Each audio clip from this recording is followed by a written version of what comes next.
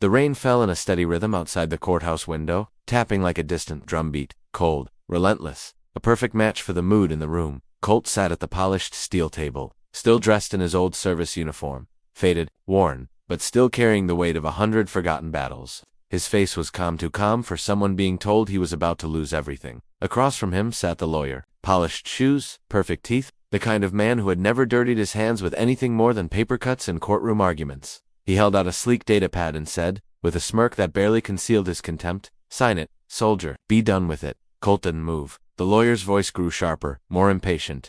"The settlement is generous, considering your absence. Your wife's been very patient during your deployments, but it's over now.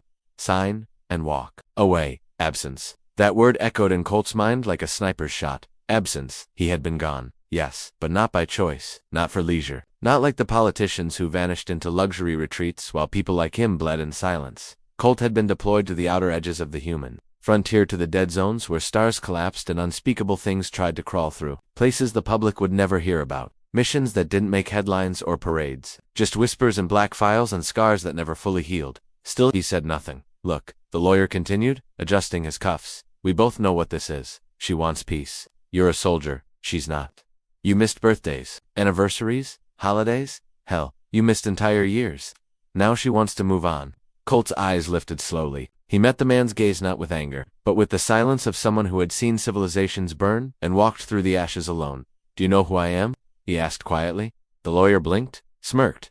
"You're a military man, decorated, but here, in this room, you're just a signature waiting to happen." Colt stood, slowly, deliberately. He picked up the datapad and turned it over in his hands, then set it down with care. "I'm the man who held the line at Eventide Station," he said. "When the rest of the fleet jumped away, I stayed." "Do you know what I fought there?" "No. Of course you don't. They buried the reports."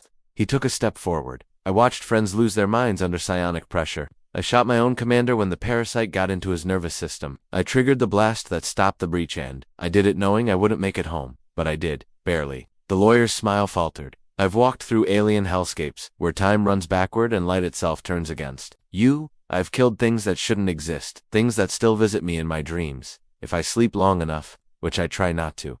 Colt's voice was calm, but beneath it, something ancient and cold stirred. "And after all that, you think I'm going to sign away my life, my legacy, because some overpaid lawyer in a pressed suit tells me I was absent?" The room was silent. He reached into his jacket and pulled out a small medallion, black and unmarked. He set it on the table with a soft clink. The lawyer stared at it, confused. "What's that?" Colt leaned in. "That's the Flame Protocol, Medal. Issued to only 7 operatives in the entire Terran command. We're the ones who go in when everyone else runs. When planets need to be saved in secret." He turned, walking toward the exit.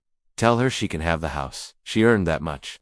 But tell her lawyer, next time, don't talk down to the man who stopped a war you'll never know happened." As the door closed behind him, the lawyer sat back in stunned silence, the medallion still resting on the table like a ghost of everything he couldn't understand. Outside, Colt stepped into the run. The skies opened above him, the storm washing over his shoulders, but for the first time in years, he felt light, not because he'd won, but because he'd walked away with his dignity intact, and a reminder that sometimes, strength isn't about how hard you fight, but knowing exactly when not to.